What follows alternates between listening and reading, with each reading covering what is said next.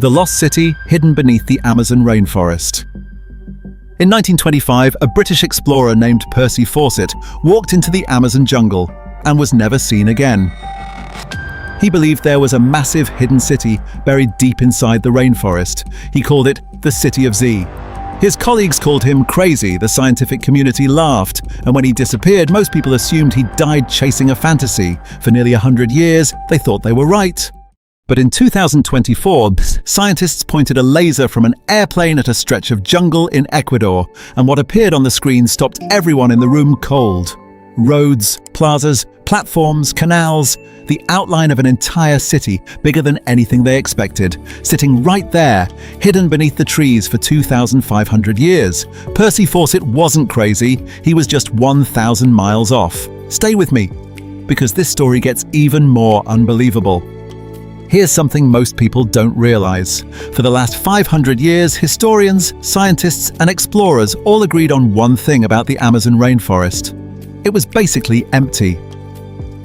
Sure, there were small tribes scattered through the jungle, but a real civilization, cities, roads, that was impossible.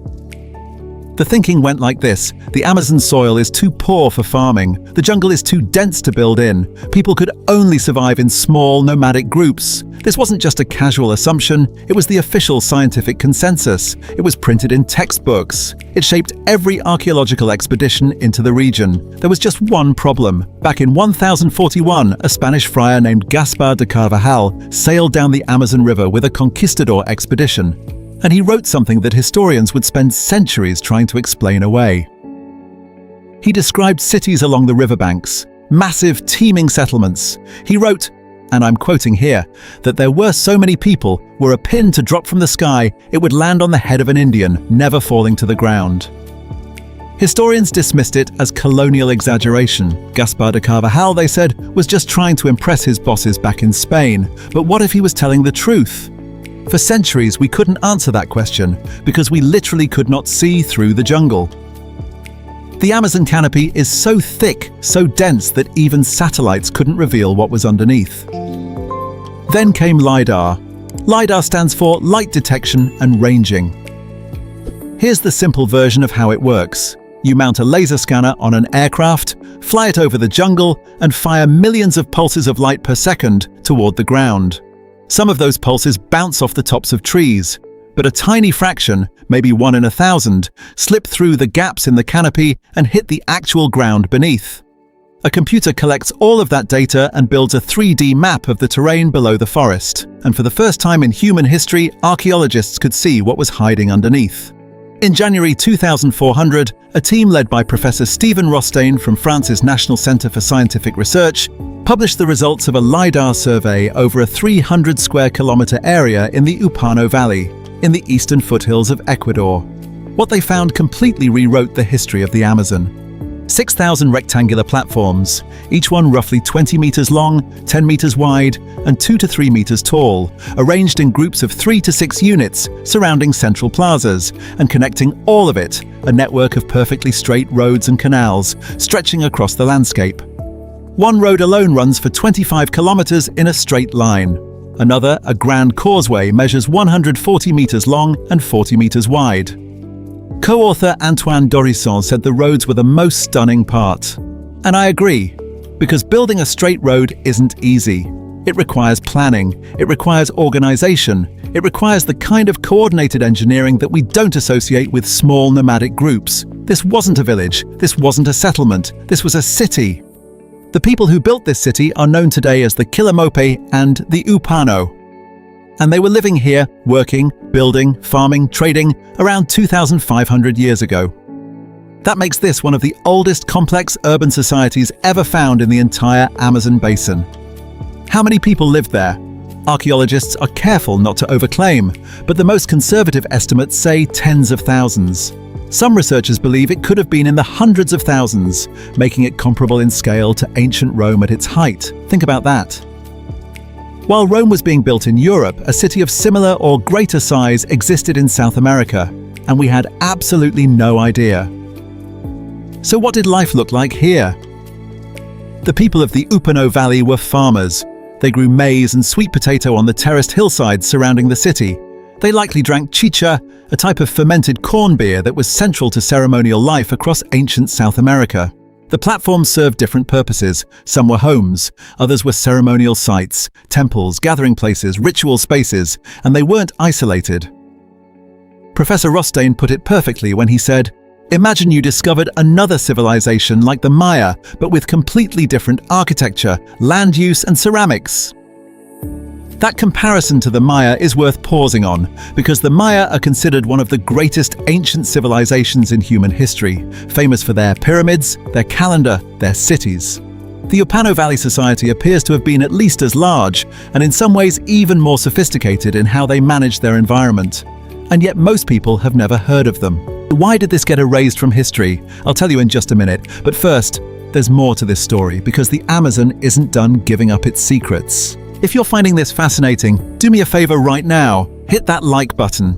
It genuinely helps more people find this video, and honestly, this is a story more people need to hear. We'll be right back into it. Here's where this story gets even bigger. The Opano Valley discovery wasn't a one-off. It's part of a pattern of revelations that have been building for years, and each one is more jaw-dropping than the last. In 2022, a team of scientists published a paper in the journal Nature about what they found in the Llanos de Mojos region of Bolivia. Using LIDAR, they discovered a sprawling urban system buried under the Bolivian Amazon, complete with pyramids, raised platforms, and a network of sophisticated canals. They found two main sites measuring 147 and 315 hectares, respectively. To put that in perspective, that's larger than many modern-day city centers. Then there's the geoglyphs of the Brazilian state of Acre, massive geometric earthworks carved into the ground that only become visible from the air. Perfect circles, perfect squares, ritual centers connected by straight roads running for 50 miles through the forest. These were first spotted when loggers accidentally cleared part of the jungle. What's underneath the rest of it? Nobody knows yet. And then in October 2024, researchers announced the discovery of a cluster of lost cities in the Amazon that was home to at least 10,000 farmers, around 2,000 years ago. But here's the number that truly breaks your brain. A team from Brazil's National Institute for Space Research has been combining LIDAR datasets from across the entire Amazon basin. Their estimate? Between 10,000 and 24,000 pre-Columbian earthworks may still be hidden under the rainforest. We have barely scratched the surface. So if all of this existed, these massive cities, these road networks, these millions of people, why did nobody know about it?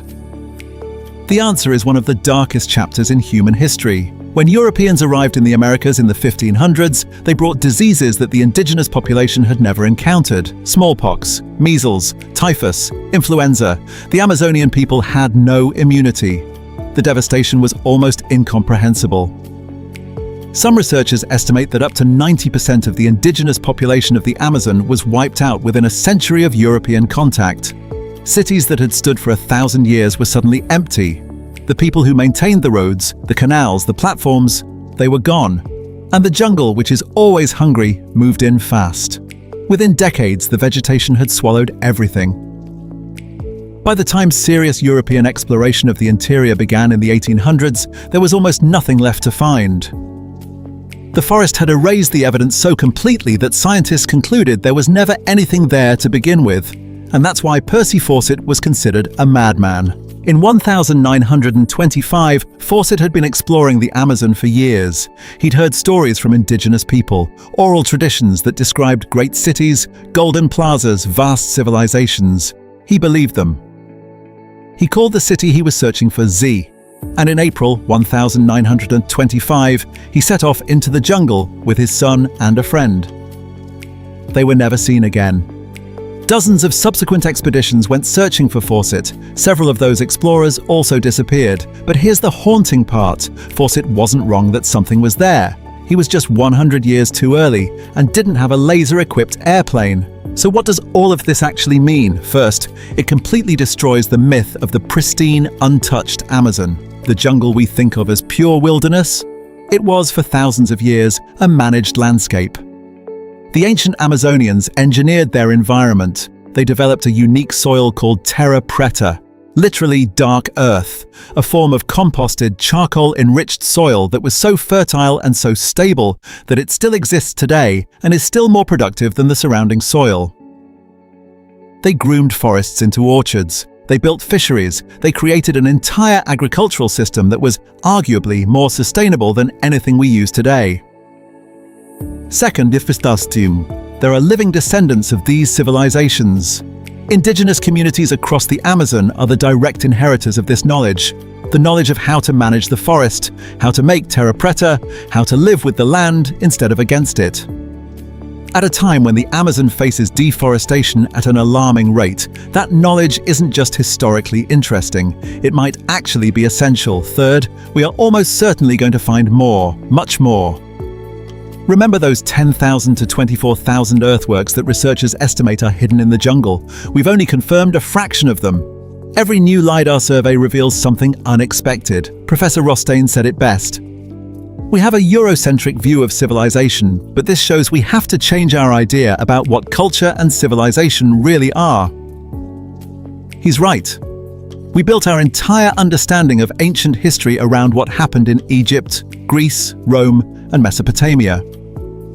But civilization didn't just happen in one corner of the world. It happened here, in the Amazon, in a city older than the Roman Empire, and possibly larger. The Amazon isn't just a rainforest, it's a library, and we are just now learning how to read it. Percy Fawcett was right all along. The city was there. It just took 100 years and a laser from an airplane to prove it. If this blew your mind as much as it blew mine, subscribe. Because we've got more stories like this coming. History is being rewritten right now, and I want to make sure you're here for every chapter. Drop a comment below. What do you think is still hiding under the Amazon? I read every single one. See you in the next one.